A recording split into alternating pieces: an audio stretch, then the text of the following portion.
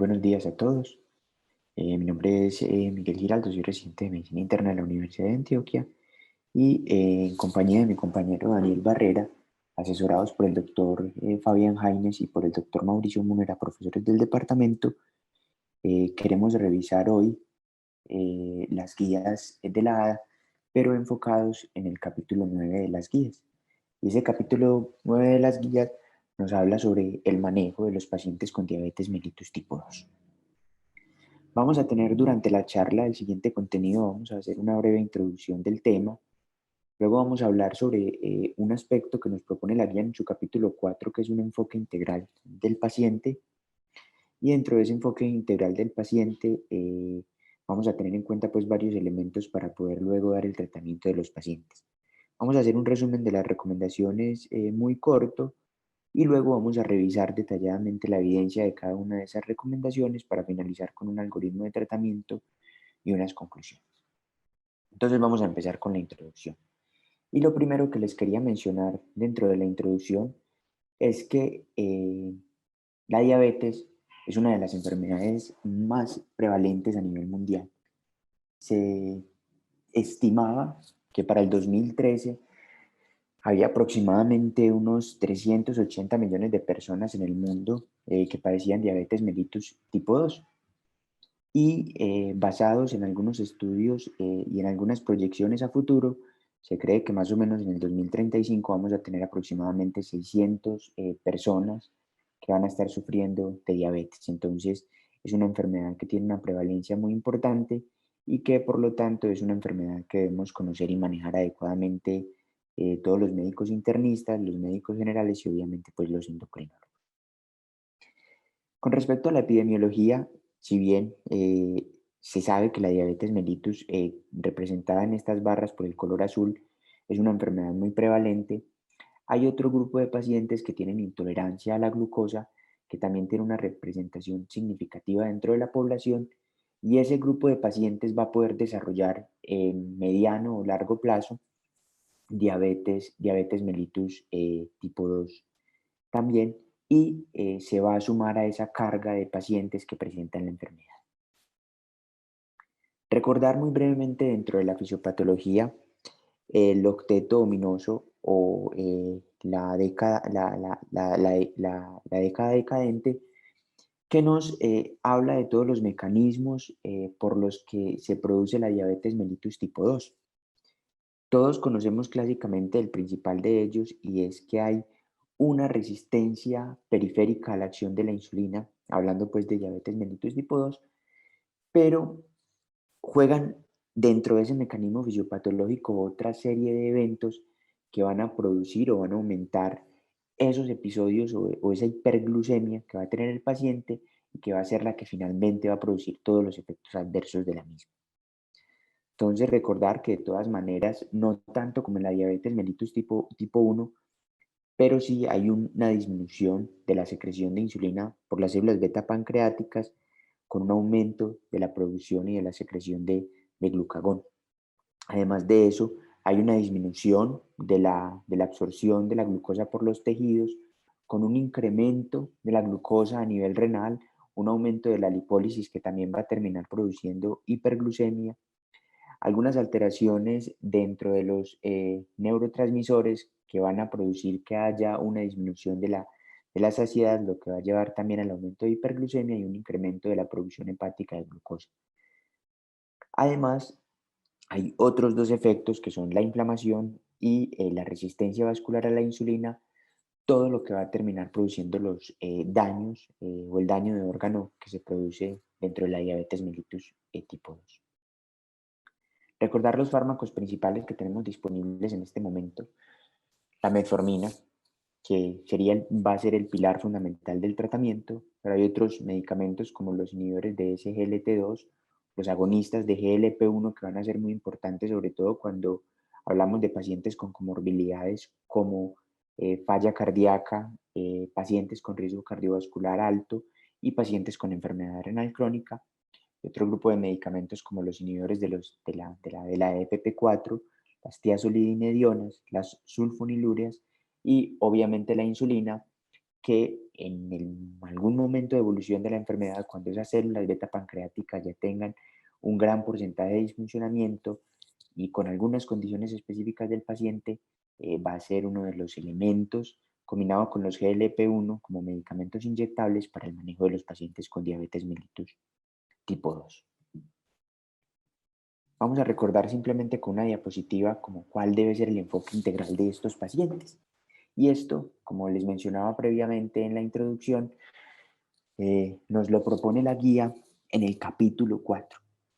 Y en ese capítulo 4 la guía nos propone estas metas de cuidado del paciente con diabetes mellitus, centrado precisamente en ese paciente, pero siguiendo una serie de pasos que hacen parte de este círculo, que van a favorecer precisamente ese enfoque integral del paciente, tratando de poner cuidado a todos los elementos, desde las características claves que tiene el paciente, como su estilo de vida, las comorbilidades, su edad, el peso, el porcentaje de hemoglobina glicada que esté por encima de la meta.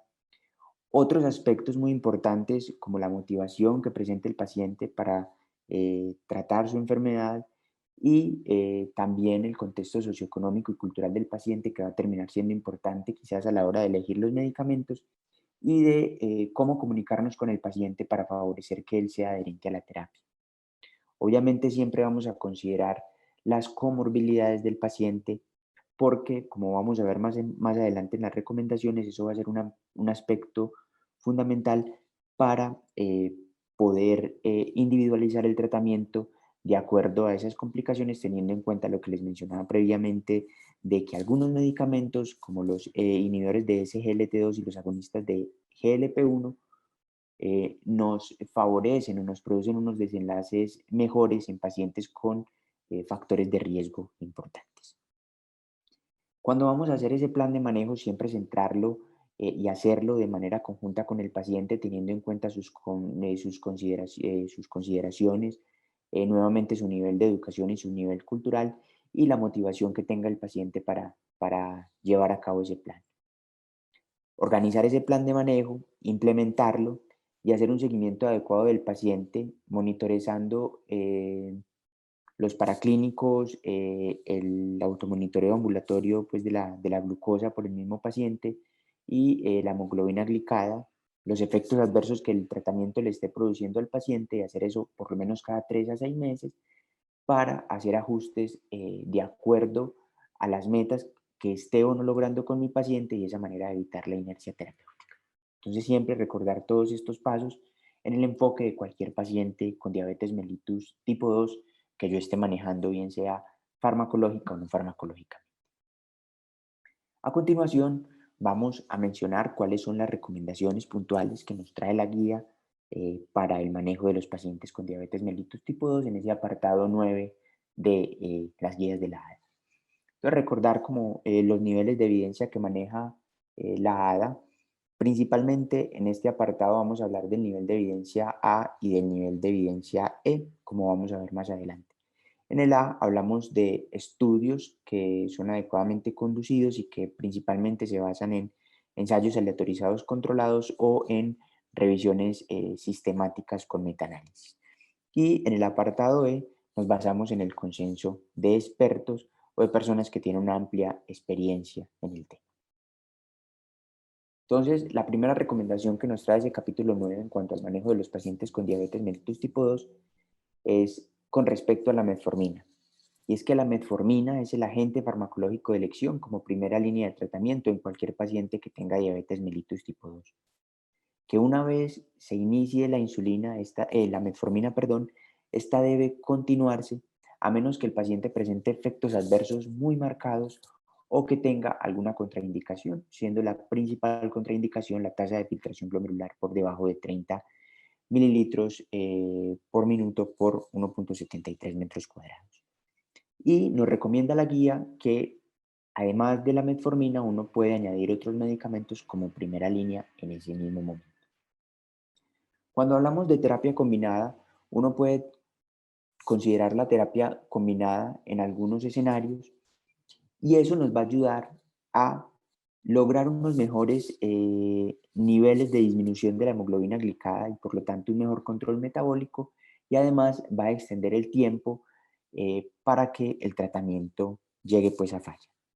Y en algunas situaciones especiales, sobre todo cuando el paciente presenta catabolismo, síntomas de hiperglucemia como polidipsia, polifagia y poliuria, una hemoglobina glicada mayor de 10 o una glucosa mayor de 300 miligramos por decilitro, yo puedo utilizar insulina como parte de esa terapia combinada. Luego, cuando hablamos de las comorbilidades, la guía nos propone que debemos usar una aproximación centrada en el paciente para escoger la terapia farmacológica. Y los principales elementos que debemos tener en cuenta en este momento para elegir esa terapia farmacológica son los factores de riesgo cardiovascular que presente el paciente, si tiene una enfermedad renal crónica y evaluar su tasa de filtración glomerular porque hay unos medicamentos que se deben ajustar y otros que van a tener contraindicación, y también tener en cuenta la falla cardíaca. Y en este sentido se recomienda sobre todo el uso de inhibidores de SGLT2 o de agonistas de GLP-1 como parte del manejo, y esto lo vamos a ampliar más adelante. Luego, la guía nos habla con dos recomendaciones de la intensificación de la terapia. Y últimamente, pues en la última década han aparecido una serie de estudios en los que se ha evidenciado que los agonistas de la GLP-1 pueden incluso tener mejores efectos que la insulina, y en algunos casos uno podría preferir estos medicamentos cuando sea posible en comparación, pues en vez de la insulina, o combinarlos con la insulina para evitar los efectos adversos de los dos medicamentos o tratar de lograr unos mejores desenlaces. Y que siempre que haya una indicación para el inicio o para la intensificación del tratamiento en aquellos pacientes que no alcancen las metas, uno lo debe hacer sin dudar. Por último, la guía nos deja estas otras dos recomendaciones. Revalorar periódicamente a los pacientes, y estas dos son una recomendación de expertos, y eso hacerlo cada 3 a 6 meses, pero no quedarme solo con la revaloración, sino que debo ajustar la terapia según las necesidades de mi paciente. Y por último, sobre todo cuando utilizamos insulina basal, tener en cuenta del potencial que tenemos de sobrevasalización con esa insulina. Hay unos datos característicos de esos pacientes que vamos a mencionar más adelante que nos hacen sospechar esa sobrevasalización, y de acuerdo a esos hallazgos yo debo ajustar la terapia de mi paciente individualmente. Bien, decidir si cojo un esquema de insulina basal plus o insulina basal bolos, o me voy mejor por esquemas de insulina asociados a agonistas de GLP. Entonces vamos a pasar en este momento al grueso de la charla, y es la revisión de la evidencia de cada una de esas recomendaciones que nos propone la guía. Vamos a empezar entonces con la metformina. Y recordar que hay dos recomendaciones en cuanto a metformina en la guía. La primera, que es el medicamento farmacológico de elección de primera línea, y la segunda, que una vez se inicie este se debe continuar y uno puede ir añadiendo otros medicamentos de acuerdo a la respuesta que tenga su paciente. ¿De dónde salieron esas recomendaciones? Entonces, en el estudio UKPDS, que tiene un larguísimo tiempo de seguimiento, hay uno de las publicaciones de ese estudio en el que se hizo un seguimiento de 10 años a un grupo significativo de pacientes. Se cogieron aproximadamente 4.209 pacientes, y esos pacientes se aleatorizaron en tres grupos. Un grupo de 2.729 pacientes en el que se les daba a los pacientes insulina más sulfonilurias, otro grupo en el que solamente se les daba manejo no farmacológico, y un grupo en el que se les daba monoterapia con insulina. Y se evaluaron varios aspectos relacionados sobre todo con desenlaces relacionados con la diabetes mellitus, mortalidad y morbilidad cardiovascular. Y si bien en ambos grupos de tratamiento hubo una reducción significativa de algunos de esos eventos, sobre todo cuando hablamos de desenlaces relacionados con la diabetes, muerte relacionada con la diabetes o cualquier causa, y el desarrollo de infarto agudo de miocardio, se evidenció que en el grupo de monoterapia con metformina se lograban un menor porcentaje de reducción del riesgo en comparación con el grupo de sulfonilurias e insulina, y además de eso había un mejor perfil de seguridad en esos pacientes que consumían solo monoterapia con metformina. Entonces, es por eso que, de acuerdo a estos desenlaces, se recomienda la insulina como primera línea de elección, porque hay una disminución de los desenlaces relacionados con la diabetes mellitus, una disminución del desarrollo de infarto agudo de miocardio y una disminución de muerte por todas las causas. Después, se han desarrollado otros estudios y quería presentar acá también esta revisión sistemática y metaanálisis en el que se revisaron 204 estudios. 179 de ellos eran ensayos clínicos y 25 estudios observacionales. Y ellos evaluaban principalmente la mortalidad por todas las causas y la mortalidad cardiovascular, la disminución de la hemoglobina glicada y el peso, y comparaban tres esquemas de tratamiento principalmente: la monoterapia con metformina, la monoterapia con sulfonilurias y varios esquemas de tratamiento combinado. Y ellos encontraron que aquellos pacientes que tenían monoterapia insulina no, con metformina, tenían una disminución del riesgo para desarrollar mortalidad y morbilidad cardiovascular, así como mortalidad por todas las causas cuando se comparaban con sulfonilurias. Además de eso, se evidenció que los pacientes tenían una mayor disminución del porcentaje de hemoglobina glicada cuando utilizaban insulina en comparación con las sulfonilurias, así como una disminución más marcada del peso cuando se utilizaba metformina que cuando se utilizaban sulfonilurias.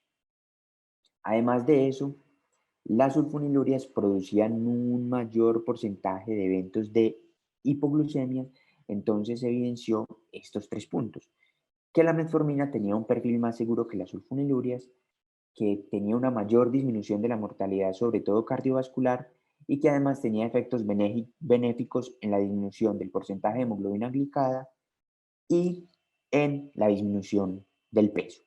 Es por eso que se sigue prefiriendo entonces la metformina como fármaco de primera línea. ¿Qué debemos tener en cuenta cuando utilizamos la metformina? Quizás los efectos adversos. Y los dos principales efectos adversos del uso de metformina son la intolerancia gástrica y la acidosis láctica. La acidosis láctica sabemos en este momento que es un episodio, un efecto adverso que se presenta con una frecuencia muy baja. Entonces, si bien hay que estar atentos y podría llegar a aparecer en algún caso, es algo que se presenta de manera muy rara. Y en cuanto a la intolerancia gastrointestinal, uno tiene varias herramientas para poder tratar de disminuir esos efectos adversos. Una de ellas es iniciar con dosis bajas de metformina e irla titulando de acuerdo a la tolerancia del paciente, o utilizar las presentaciones de liberación prolongada que tienen menos efectos adversos en este sentido.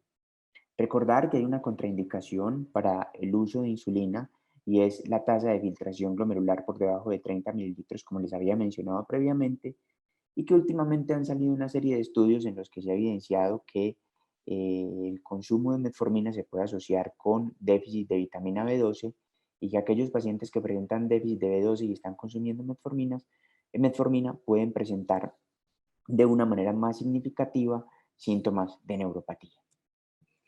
Entonces acá está la comunicación de la FDA que salió en el 2019, en la que nos recomiendan que la metformina está contraindicada en aquellos pacientes con una tasa de filtración glomerular menor de 30 mililitros por minuto, y que uno debería tratar de evitar el uso de metformina en aquellos pacientes con tasa de filtración glomerular entre 30 y 45 mililitros por minuto. Y les quería mencionar este estudio que se hizo un seguimiento a largo tiempo en cuanto al uso de metformina y los niveles de vitamina B12 o la deficiencia de vitamina B12 en pacientes con diabetes, encontrándose que aquellos pacientes que tomaban metformina en comparación con placebo presentaban un mayor déficit de vitamina, un mayor porcentaje de déficit de vitamina B12 en comparación con aquellos pacientes que no lo presentaban, y el porcentaje de presentación de neuropatía también era más importante y más significativo en aquellos pacientes que consumían metformina. Es por eso que la guía recomienda que en los pacientes que estemos dando tratamiento con metformina hagamos un seguimiento de los niveles de vitamina B12 periódicos para ver en qué momento debo reponer esa vitamina en los pacientes y evitar estas complicaciones. Vamos a pasar al siguiente punto. Y en el siguiente punto vamos a hablar entonces de la terapia combinada. En esa terapia combinada, entonces, la guía nos recomienda que se puede considerar como terapia inicial, sobre todo para extender el tiempo que requiere el uso de los medicamentos antes de que entren en falla terapéutica y uno requiera añadir más medicamentos al tratamiento con diabetes o cambiar los esquemas.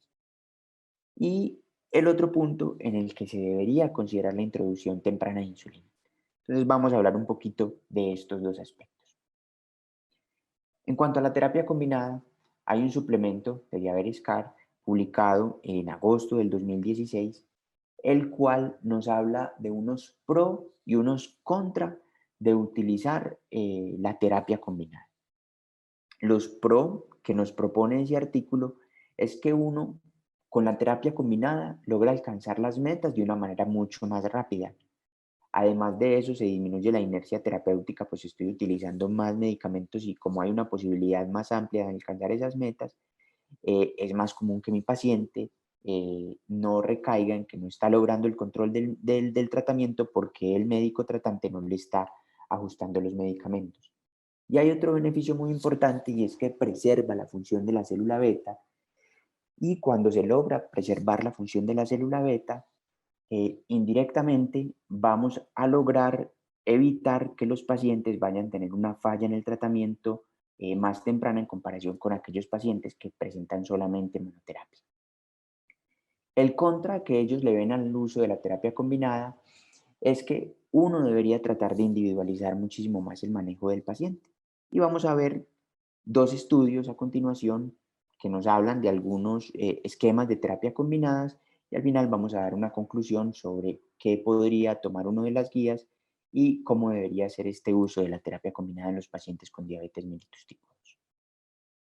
Entonces, este es el estudio EDIC y en el estudio EDIC se hizo un seguimiento a dos grupos de pacientes. Unos pacientes que tenían una terapia inicial combinada que incluía metformina, pioglitazona y exenatida, mientras con un grupo de control que tenía solamente monoterapia con metformina. Y ellos evidenciaron que aquellos pacientes que tenían una terapia convencional eh, lograban unos niveles o unas metas de hemoglobina glicada menos importantes, una disminución de la hemoglobina glicada menos importante que aquellos pacientes que tenían una terapia triple. Además de eso, evidenciaron que los pacientes que tenían una terapia convencional tenían una falla en el tratamiento mucho más temprana que aquellos pacientes en los que tenían una terapia triple. Entonces acá ya vemos que hay un beneficio en dos sentidos importantes del uso de terapia combinada en los pacientes con diabetes mellitus tipo 2. Hay otro estudio que es el Verify en el que se combina, en el que se compara el uso de metformina como monoterapia versus el uso de vidagliptina más metformina como terapia combinada. Ellos encontraron nuevamente lo mismo. En azul encontramos la terapia combinada y en rojo tenemos la terapia con metformina. Se identificó que aquellos pacientes que usaban terapia combinada presentaban menores eventos de falla en el tratamiento. Y además de que presentaban menores efectos de falla en el tratamiento, lograban una disminución muchísimo más marcada de los niveles de hemoglobina glicada. Además de eso, tenían un mejor control de peso y un mejor control de otras comorbilidades. Luego de revisar estos estudios, entonces uno encuentra que obviamente hay un beneficio de usar una terapia combinada.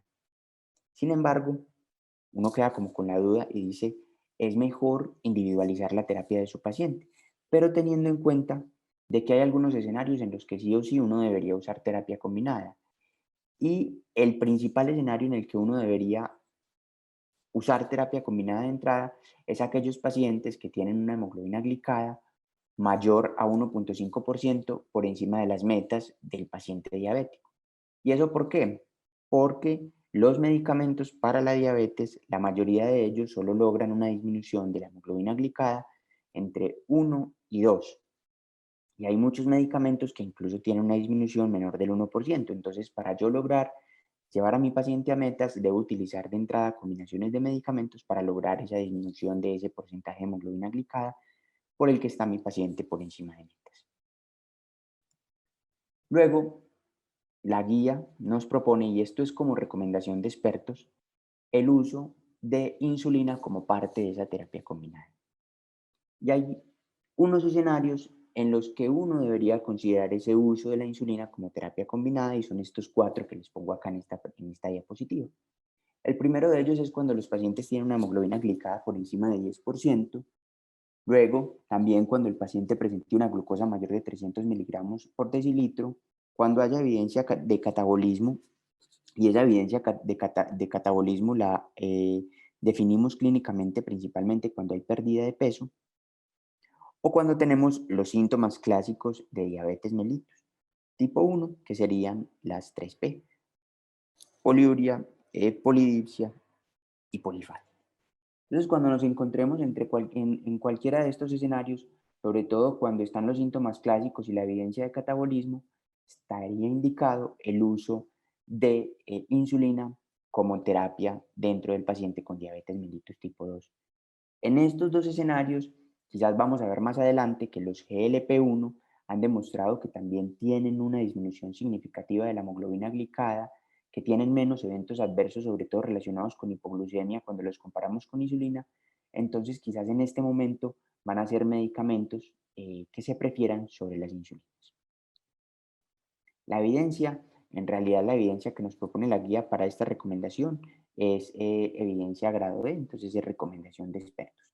Sin embargo, le quería hacer como una publicidad a este articulito que me encontré sobre la terapia con insulinas en diabetes mellitus tipo 2 y dar algunas conclusiones que nos propone el artículo. Y es que últimamente, con esos estudios que les he mencionado varias veces y que les voy a mostrar más adelante sobre GLP-1 y combinación de GLP-1 con insulina, nos hemos dado cuenta de que cuando usamos los GLP-1 o la combinación de insulina más GLP-1, requerimos menos esquemas basal plus, menos esquemas basal bolos y con ellos logramos que el paciente disminuya los riesgos de desarrollar sobre todo hipoglucemias y logramos un mejor control de las metas de hemoglobina glicada y las metas de control metabólico en el paciente con menores efectos adversos. Entonces, yo creo que esto va a ser lo que va a empezar o está jugando la parada en este momento en el tratamiento de los pacientes con diabetes mellitus tipo 2, que tienen indicación pues para uso de esos medicamentos. Vamos a pasar al siguiente punto y en el siguiente punto hablamos de las comorbilidades y cómo vamos a enfocar las comorbilidades de los pacientes con diabetes mellitus tipo 2, que sabemos que pueden ser múltiples y que requieren un enfoque pues, y un manejo integral de las mismas. Entonces, la guía recomienda obviamente siempre hacer una aproximación centrada en el paciente y de acuerdo a esas características que tenga el paciente, escoger la terapia farmacológica. Esto lo vamos a ver ahorita un poco ampliado cuando mostremos el algoritmo de la selección de los medicamentos hipoglucemiantes. Y en los pacientes que tengan diabetes mellitus tipo 2 y otros factores de riesgo cardiovascular, enfermedad renal crónica o falla cardíaca, vamos a tener muy en cuenta estos medicamentos, los inhibidores de SGLT2 y GLP-1 como parte del manejo. En cuanto a las comorbilidades, hay un consenso de la ADA y de la Sociedad Europea, la Asociación Europea para el Estudio de la Diabetes, que hace como una revisión de todo el tratamiento de la diabetes mellitus de una manera mucho más extensa que las guías de la ADA. Y lo que nos proponen como conclusión es que siempre que usted tenga un paciente con diabetes mellitus tipo 2, trate de individualizar esa terapia de su paciente de acuerdo a las comorbilidades que él presente. Me voy a centrar entonces principalmente en estas comorbilidades: el riesgo cardiovascular, la falla cardíaca y la enfermedad renal crónica. En esta parte de la presentación no les voy a poner ni les voy a hablar de los artículos, pero sí les voy a recordar algunos de los estudios que han salido en ese sentido, como el EMPA-REG, como el CANVAS, como el REWIND, como el CARMELINA, que son estudios que han demostrado que los medicamentos, tanto los SGLT2 como los GLP-1, tienen una disminución del riesgo cardiovascular, de falla cardíaca, sobre todo cuando hablamos de dapaglifosina y de empaglifosina, y que tienen un efecto benéfico, sobre todo los SGLT2, sobre la progresión de enfermedad renal crónica. Y voy a hacer un resumen de cómo esos medicamentos pueden afectar estas comorbilidades. Entonces, cuando hablamos de riesgo cardiovascular, hay unos medicamentos que nos van a disminuir ese riesgo cardiovascular. Dentro de los SGLT2, entonces tenemos a la empaglifosina y a la canaglifosina. Dentro de los GLP-1, liraglutide, dulaglutide y semaglutide, que es el GLP-1 oral, y otros medicamentos que han demostrado disminución del riesgo cardiovascular son la metformina y la pioglitazona, pero la pioglitazona con el problema de que puede desencadenar complicaciones o descompensación de falla cardíaca. Entonces, los medicamentos preferidos en ese sentido, cuando mi paciente tenga riesgo cardiovascular, son los SGLT2 y los GLP-1, y ya sabemos que la metformina, a menos que haya contraindicación, siempre debe hacer parte del manejo de los pacientes con diabetes mellitus tipo 2. Cuando hablamos de falla cardíaca, entonces los medicamentos que han tenido mejor evidencia para los mejores desenlaces en falla cardíaca son los inhibidores de SGLT2, la empaglifosina, la canaglifosina y la dapaglifosina, y que incluso con algunos estudios publicados el año pasado, como el DAPA-HF y el EMPEROR, se ha demostrado que incluso aquellos pacientes con falla cardíaca que no tienen diabetes mellitus se benefician del uso de estos medicamentos para disminuir la mortalidad a largo plazo cuando tienen falla cardíaca. Entonces, estos serían los medicamentos de elección para el tratamiento de diabetes mellitus tipo 2 cuando mi paciente tiene como comorbilidad falla cardíaca. Si no puedo usar estos medicamentos por algún motivo, entonces yo debería tratar de usar otros medicamentos que tengan efecto neutro, como los GLP-1. Pero hay unos medicamentos que debo evitar, y dentro de esos medicamentos se encuentran la saxagliptina y las tiazolidinedionas, que son medicamentos que nos pueden producir como efecto adverso la compensación y el aumento de la mortalidad en pacientes con falla cardíaca. Entonces, estos medicamentos están contraindicados en falla cardíaca. Cuando hablamos de enfermedad renal crónica, nos vamos a referir a enfermedad renal crónica en dos sentidos. Aquellos pacientes que pueden llegar a tener progresión por el uso de algunos medicamentos hipoglucemiantes, o que por el contrario yo puedo evitar la progresión de la enfermedad renal crónica cuando utilizo esos medicamentos, y aquellos medicamentos en los que yo requiero un ajuste de dosis o están contraindicados. Entonces, nuevamente, los inhibidores de SGLT2 y los agonistas de GLP-1 son medicamentos que van a evitar la progresión de la falla cardíaca, pero no todos. Entonces debemos tener en los SGLT2 nuevamente la empaglifosina, la canaglifosina y la dapaglifosina tienen ese efecto, y dentro del grupo de los agonistas de GLP-1, liraglutide, dulaglutide y semaglutide. Y casi todos los otros medicamentos tienen un efecto neutro en ese sentido. Entonces, cuando yo tengo enfermedad renal crónica, a menos que haya contraindicación, yo debería tratar de usar alguno de estos dos grupos de medicamentos dentro de la terapia de mi paciente. Y en cuanto al ajuste de la dosis, cuando yo tengo un paciente con enfermedad renal crónica, recordar que la metformina, exenatide y lixisenatide están contraindicados con tasas de filtración glomerular menores de 30. Hay unos medicamentos que no van a requerir ajustes y que podrían ser los medicamentos ideales cuando yo voy a tratar a un paciente con tasas de filtración glomerular muy disminuidos, como son la liraglutide, dulaglutide y semaglutide dentro de los agonistas de GLP-1, linagliptina como inhibidor de DPP-4 y las tiazolidinedionas. Le pongo un asterisco aquí porque las tiazolidinedionas pueden producir o favorecer retención de líquidos, y esa retención de líquidos puede empeorar los desenlaces o las complicaciones de los pacientes con enfermedad renal crónica, entonces tampoco se recomienda. Y en cuanto a la insulina, se va a requerir una menor dosis, se puede usar sin ningún problema teniendo en cuenta esto y titulando de acuerdo a la respuesta que tenga mi paciente. Los demás medicamentos que no menciono acá son medicamentos que van a requerir un ajuste de acuerdo a la tasa de filtración glomerular del paciente, entonces hay que tenerlo también en cuenta a la hora de usar esos medicamentos. Vamos a pasar a la parte de intensificación de la terapia. Dentro de esa intensificación de la terapia, entonces, acá, como les he mencionado, han salido una serie de estudios sobre todo relacionados con los GLP-1, en los que se ha demostrado que ellos tienen un potencial muchísimo más alto para la disminución de la hemoglobina glicada del que se creía previamente, que además disminuyen la mortalidad y de que pueden producir menores efectos adversos, sobre todo relacionados con hipoglucemia cuando se comparan con insulina.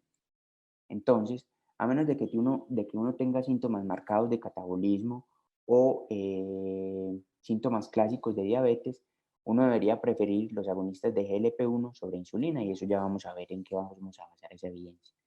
Y recordar siempre que una vez que se identifique que el paciente ha tenido una falla en el tratamiento y requiere la adición de otro fármaco o el aumento de la dosis de ese fármaco que está recibiendo actualmente, uno no debe dudar en hacerlo y eso tratando de evitar por un lado la inercia terapéutica y buscando llevar al paciente en el menor tiempo posible a metas para evitar los desenlaces adversos de la diabetes mellitus tipo 2.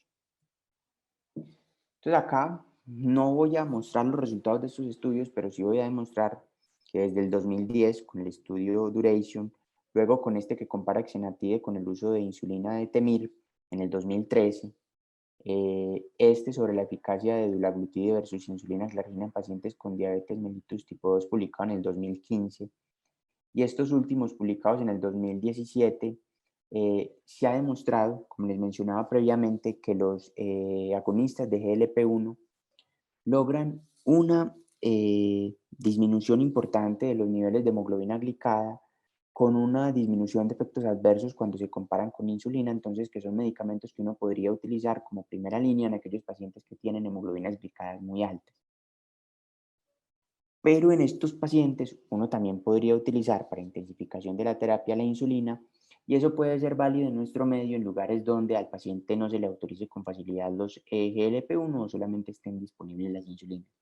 O puede usar la combinación de ambas terapias para disminuir la dosis de ambos medicamentos y con eso disminuir los efectos adversos que pueden presentar, pero potenciar los efectos benéficos que pueden presentar de manera síncrona. Por último, en cuanto al seguimiento y a los ajustes, entonces recordar que uno debe revalorar periódicamente a los pacientes. Entonces revalorar periódicamente a los pacientes y ajustar la terapia según la necesidad sin caer en eso de la inercia terapéutica.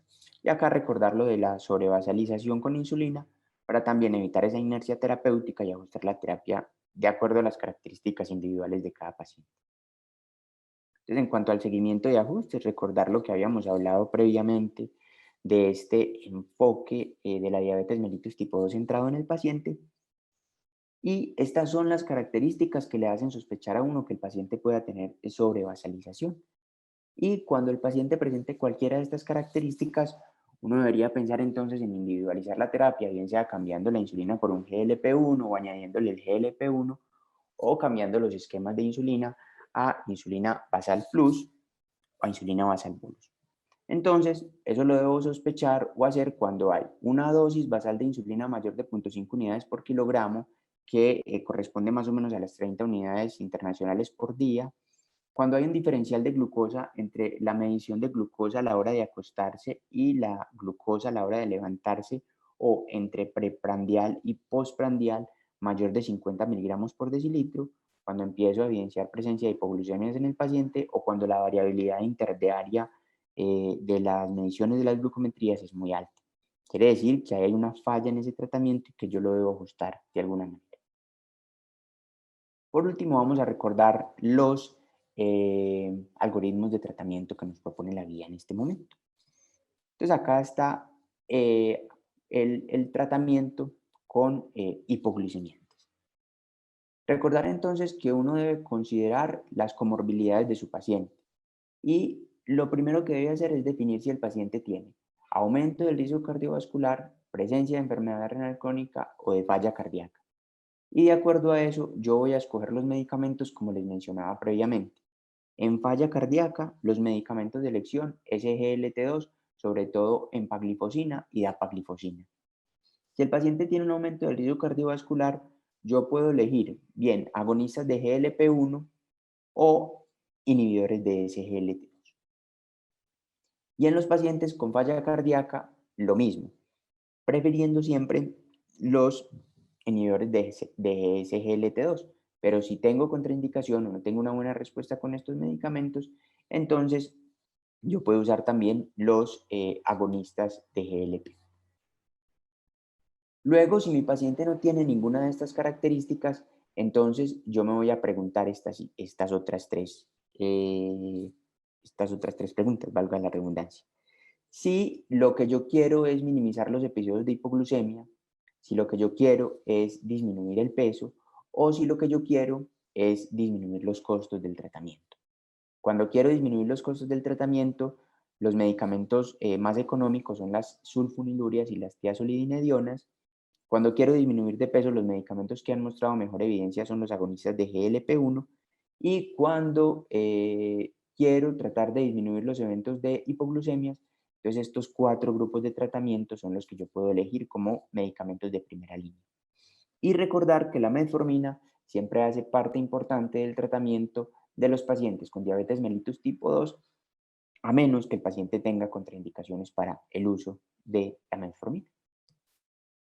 Y en cuanto al tratamiento inyectable, entonces este es el esquema grande que nos propone la guía. Como esta gráfica está muy pequeñita y acá no se ve casi nada, la vamos a dividir en 2 partes.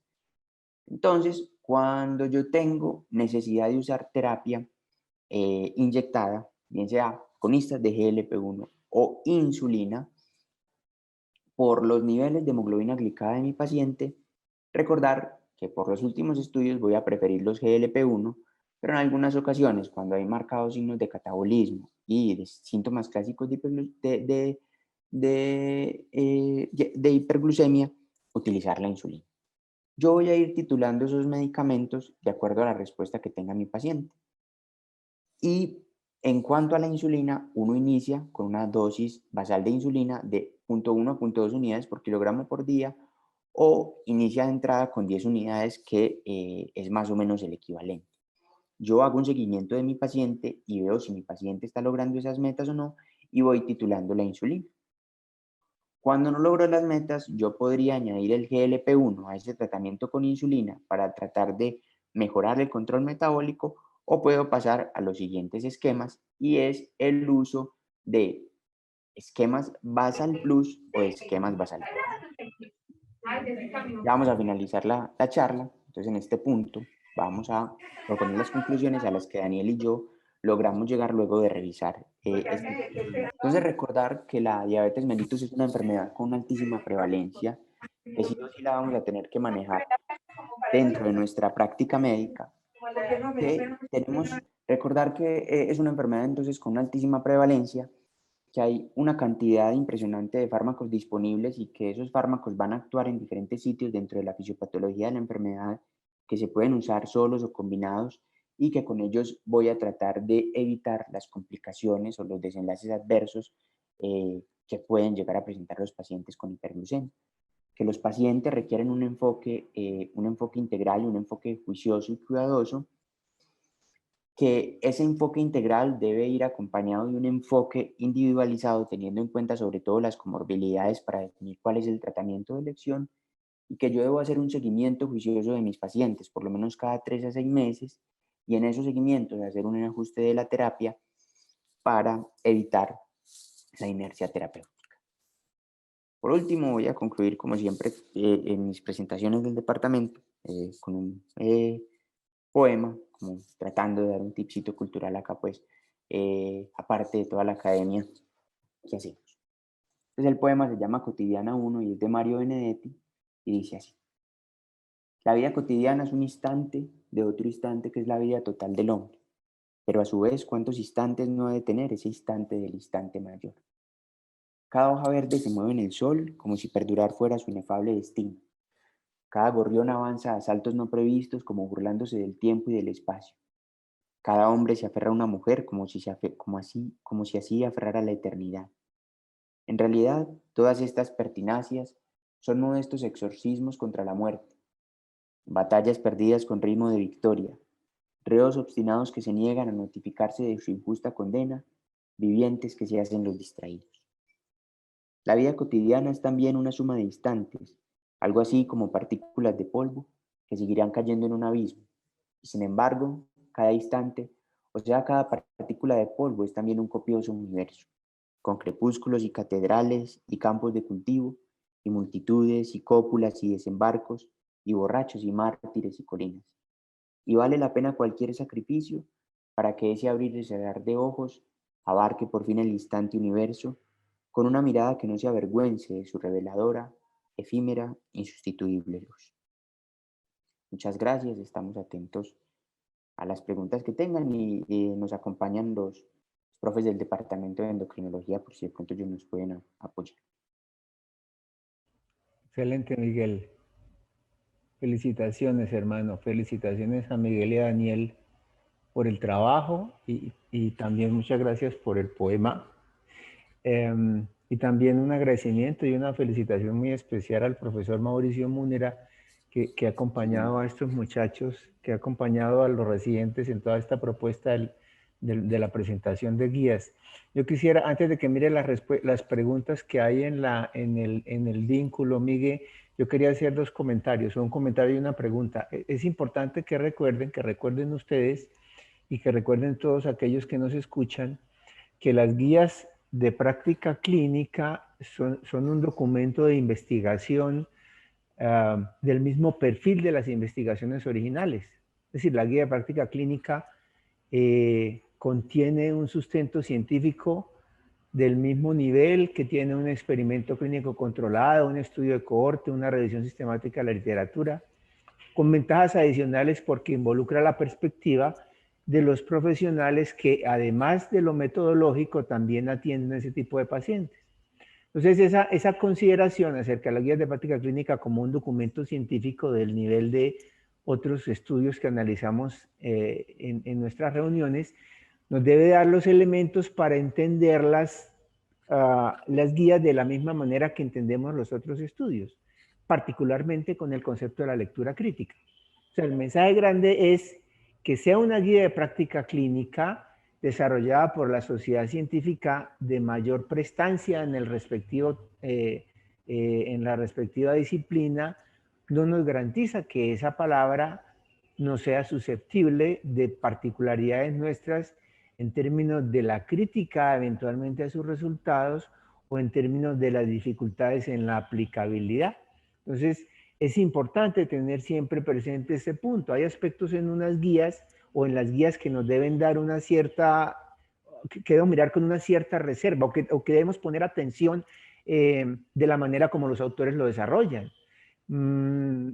Por ejemplo, la propuesta de la ADA se restringe mucho puramente a las características metodológicas de la investigación de base. Ustedes vieron que al principio Miguel nos hace una jerarquía en la cual A se sustenta en experimentos clínicos o en revisiones sistemáticas sólidas y el nivel E es el que se sustenta únicamente en la recomendación de expertos. Esa es una jerarquía de evidencia basada únicamente en la calidad metodológica de los estudios. Pero hay otra serie de situaciones que pueden hacer de mayor o menor aplicabilidad o de mayor o menor recomendación una intervención. Entonces, por eso hay propuestas de guías, específicamente el sistema GRADE, que combina, además de lo metodológico, la fortaleza con la cual nosotros recomendamos algo. Entonces, en la recomendación básica del ejercicio y del cambio en el estilo de vida, probablemente no exista mucho sustento en experimentos clínicos aleatorizados y en revisiones sistemáticas y metaanálisis, pero esa es una recomendación que se hace con toda la confianza y que probablemente va a beneficiar a los pacientes. Entonces, ojo con la mirada crítica de las guías, aunque venga desde las grandes sociedades. Y la segunda, derivada muy de esa pregunta, Miguel, el segundo comentario, la segunda pregunta, es una de las cosas uno de los componentes que se recomiendan en la guía de una manera muy, muy explícita es que siempre se haga el planteamiento de la recomendación en términos comparativos. Es decir, cuando nosotros decimos recomendamos el tratamiento tal, siempre debe ser explícita la guía en el comparativo. ¿Lo recomendamos con respecto a qué? ¿Lo recomendamos con respecto a no hacer nada? ¿O lo recomendamos con respecto a otras intervenciones alternativas? Y ahí viene mi pregunta porque es algo que ha surgido mucho en otras reuniones académicas del departamento y es, ante la abundancia de terapias, en la diabetes vivimos algo muy particular con respecto a otras enfermedades y es que es una enfermedad extremadamente compleja, es necesario individualizar el paciente, hay un gran contexto social que nos afecta, tiene muchas complicaciones, es muy prevalente en la población, pero acá, a diferencia de otras enfermedades que atendemos en medicina, la oferta terapéutica farmacológica cada vez es más amplia, cada vez hay más de dónde escoger.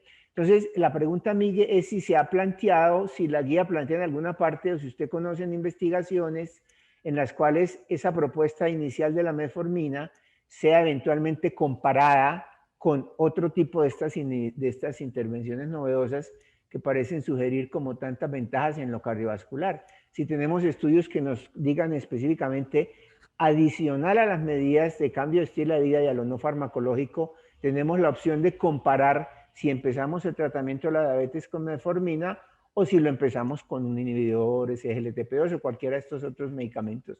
Si tenemos estudios de eso, Miguel, gracias y felicitaciones otra vez, hermanito. Profe, muchas gracias.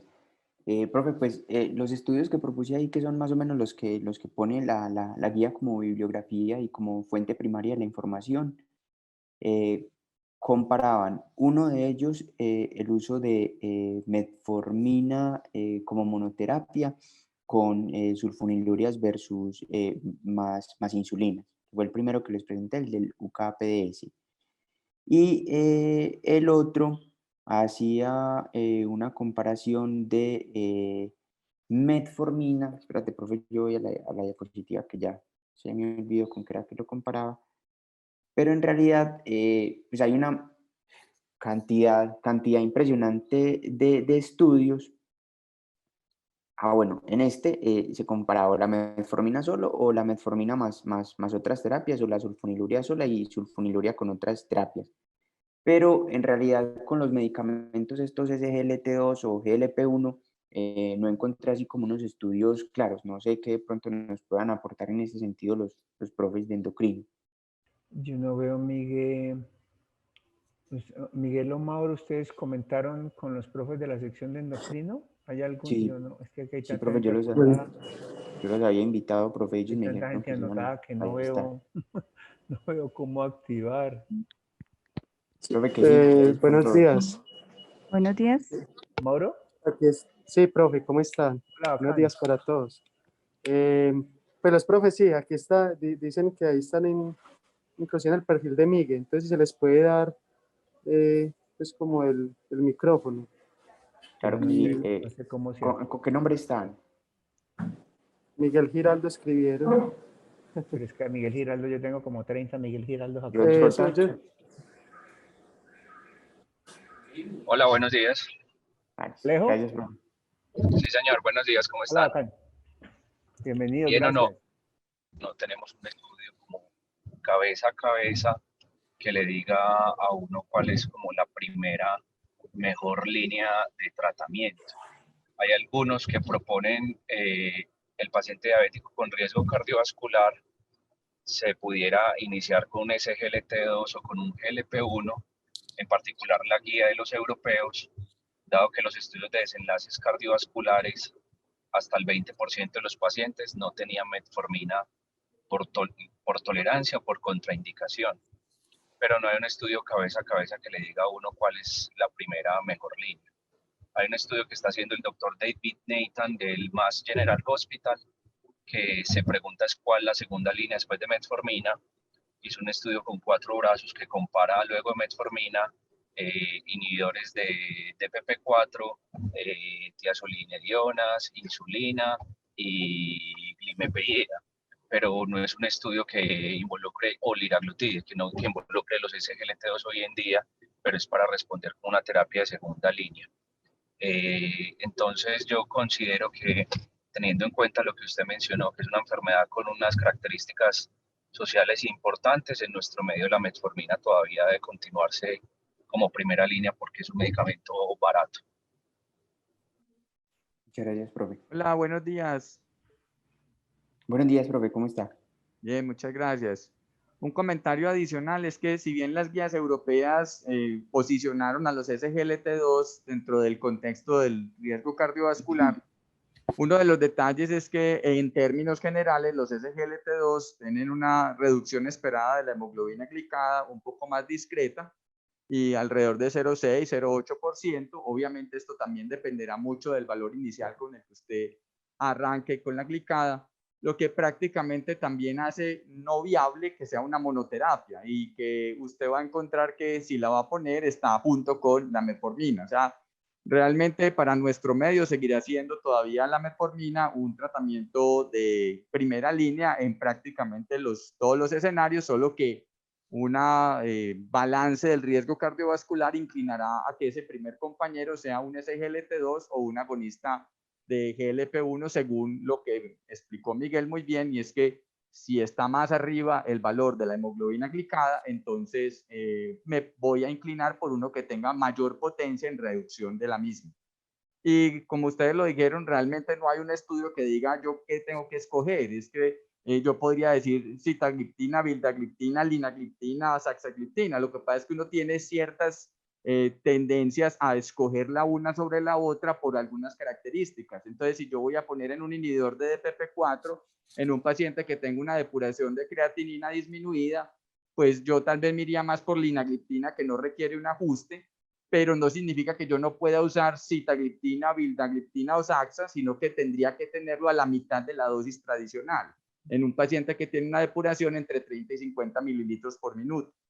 Y lo mismo con el tema de los agonistas de GLP-1. Entonces, usted ve que son potentes, que reducen glicadas de más de 1,5%, pero entonces yo voy a decir, si mi tema es de peso, pues entonces podría ser cuál de ellos, liraglutide o semaglutide. O si el tema mío es entonces comodidad, entonces yo me voy más por una dosis semanal como exenatide semanal o dulaglutide semanal o semaglutide semanal. Entonces, fíjense que aquí empiezan ya a jugar otros factores específicos que son los que le van a decir a usted en términos generales, es un paciente que yo voy a tratar de llevar a la mejor meta de glucemia sin que le suba tanto el peso, sin que me haga tantas hipoglicemias, sin que tenga un efecto, digamos, nocivo desde el punto de vista cardiovascular, que eso es de pronto una de las cosas que a las tiazolinediona la sacaron de, digamos, como de juego, por lo menos para nuestro medio, y que a la saxagliptina también la castigaron porque en los trabajos iniciales aumentaba el número de hospitalizaciones por falla cardíaca. Entonces,